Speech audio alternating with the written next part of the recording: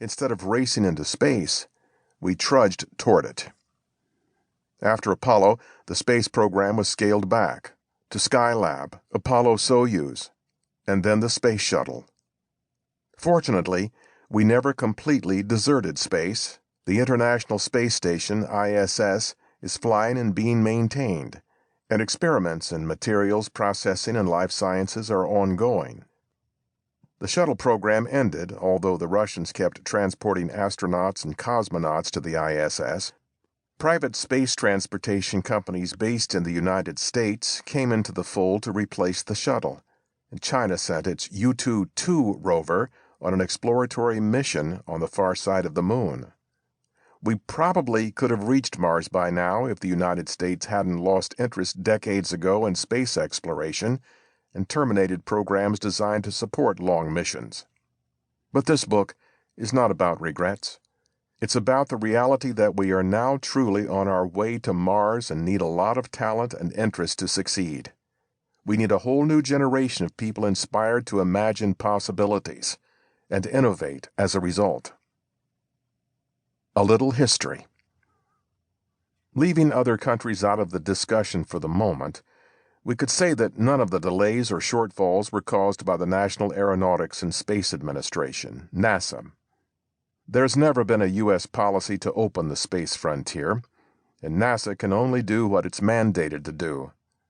Project Apollo was simply to land a man on the moon and return him safely to the Earth, and to get there before the Soviets and by the end of the 1960s, no more.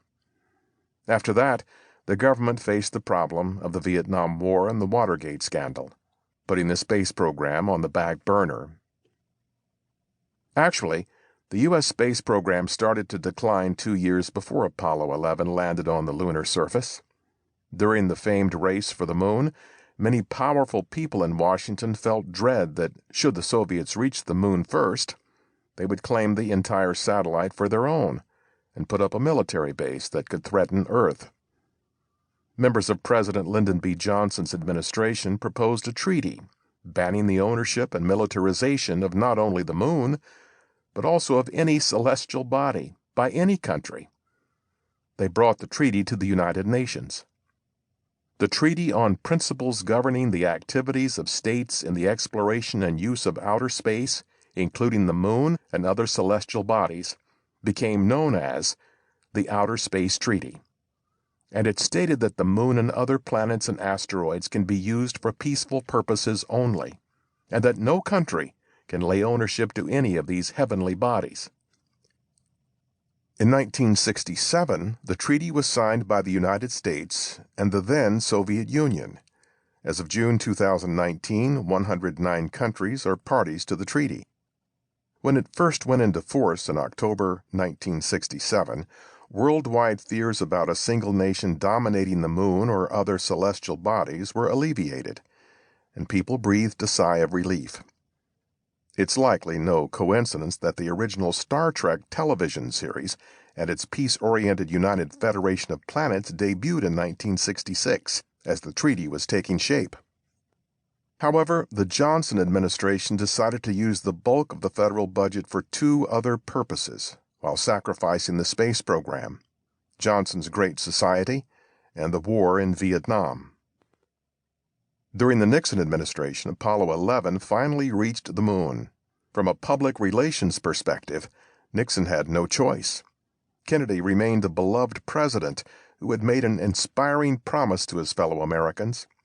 A country dispirited by an unpopular war and living with the discomforting fog of Soviet power needed the victory of a moon landing to feel whole, unified, and positive. After 6 more voyages came Skylab in 1973, built from the upper stage of a salvaged Saturn V rocket originally planned for Apollo 20, which was canceled in January 1970. Apollos 18 and 19 were canceled in September 1970 due to budget cuts. When Apollo did land on the moon, what would follow drove the imagination. Many proposals surfaced, and NASA did show an interest. Multiple versions of the Apollo applications program hit NASA's radar, and after the first moon landing, a document called Report of the Space Task Group